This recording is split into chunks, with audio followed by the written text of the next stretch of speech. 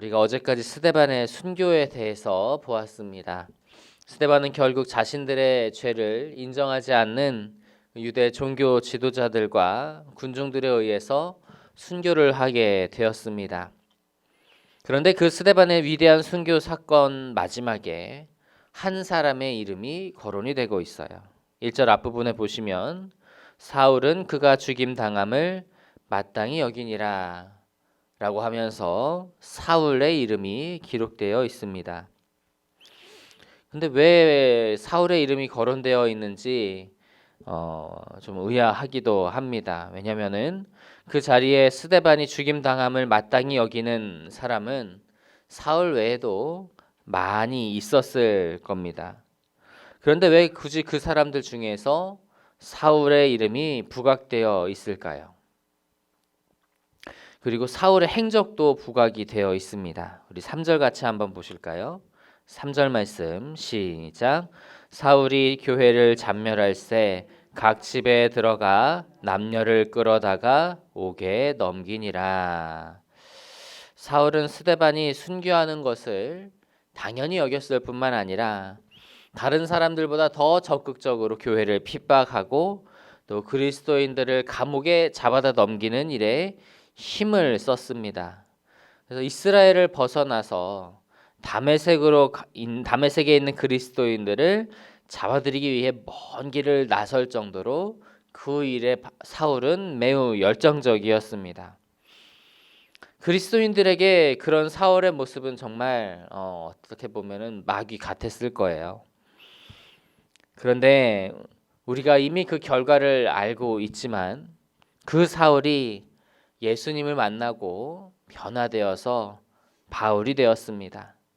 그 마귀같이 교회를 핍박하고 그리스도인들을 핍박하고 예수님을 핍박하던 자가 하나님이 강권적인 은혜로 그를 만나 주셨을 때 죄인 중에 괴수가 변화돼서 복음의 최전선에 서고 복음의 수호자가 되는 놀라운 변화를 보게 됩니다. 바울의 삶이 증거하듯이 하나님의 그 은혜에는 한계가 없는 줄로 믿습니다.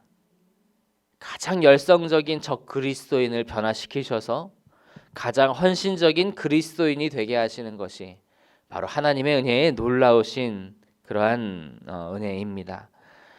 그 은혜가 우리 주변에 믿지 않는 그러한 사람들에게 그리고 실족한 사람들에게도 임하기를 간절히 소망합니다.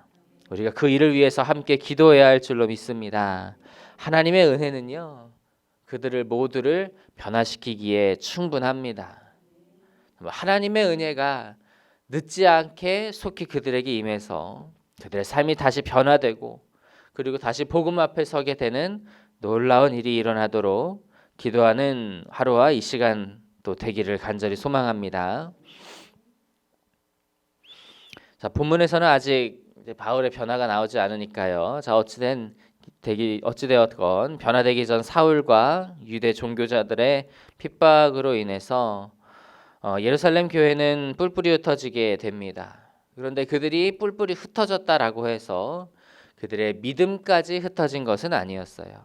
본문 4절 같이 보실까요? 4절 말씀 시작. 그 흩어진 사람들이 두루 다니며 복음의 말씀을 전할세. 흩어진 사람들은 오히려 흩어진 곳에서 두루 다니면서 복음을 증거하기 시작합니다. 예루살렘 교회에 있을 때는 그 예루살렘 안에만 복음을 증거했는데 오히려 환난과 핍박으로 인해서 교회가 흩어지니까 복음이 더 널리 전파되게 된 것이죠. 특별히 그 7 집사 중 하나인 빌립도 이 사마리아에서 복음을 증거하기 시작하는데 그곳에서 많은 열매를 거두었다고 증거합니다. 우리 본문 5절부터 8절까지 보시겠습니다. 5절부터 8절 시작. 빌립이 사마리아 성에 내려가 그리스도를 백성에게 전파하니 무리가 빌립의 말도 듣고 한 마음으로 그가 하는 말을 따르더라. 많은 사람에게 붙었던 더러운 귀신들이 크게 소리를 지르며 나가고 또 많은 중풍병자와 못 걷는 사람이 나으니 그 성에 큰 기쁨이 있더라. 아멘. 빌립이 사마리아 성에서 예수 그리스도의 복음을 증거하기 시작했을 때에 정말 놀라운 일들이 많이 일어났습니다. 유대교에서는 정말 상종도 하지 않는 사마리아 사람들이었지만 빌립이 그들에게 복음을 들고 나아갔던 것이죠. 예수님께서 지상명령으로 어떤 말씀을 주셨죠? 너희는 온 유대와 사마리아와 땅끝까지 이르러 내 증인이 되리라 라고 이렇게 말씀하셨는데, 예루살렘에서 복음이 점점 확장되어 가고 있는 것을 보게 됩니다. 그리고 이 빌립이 복음을 증거할 때에 성령의 역사로 귀신이 나가고 병든 사람이 낫는 기적이 많이 일어나게 되었고, 그로 인해 많은 사람들이 복음을 받아들이고 사마리아 성에는 기쁨이 넘치게 되었다라고 말씀은 우리에게 전해주고 있습니다. 우리가 복음을 전할 때도 그러한 아름다운 일들이 일어나게 되기를 간절히 소망합니다.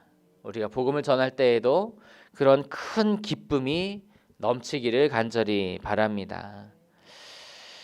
이 복음이 증거될 때 일반적으로는요, 좋은 반응을 얻기가 어렵습니다. 어제 말씀드린 대로 그거는 그 이유는 사람들이 빛보다 어둠을 더 사랑하고 의보다 죄를 더 사랑하기 때문입니다.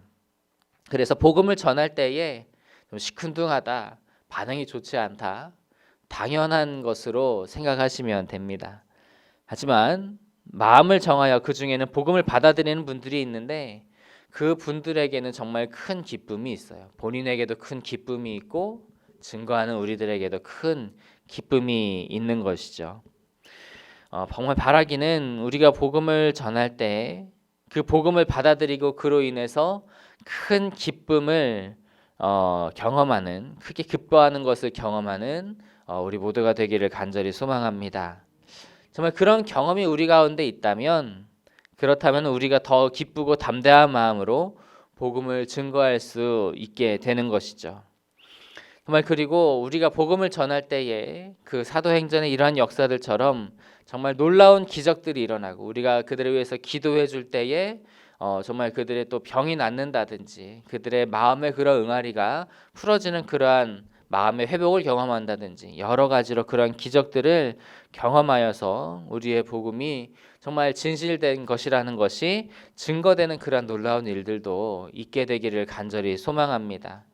우리 복음에 전파하는 것이 정말 영적인 전투여서 그 일을 위해서 우리가 많은 기도로 준비해야 하는데, 우리가 정말 간절히 기도하며 또 사모하며 나아갈 때에 때때로 주님께서 부으시는 그런 기적의 역사가 우리 가운데 함께 할 것입니다.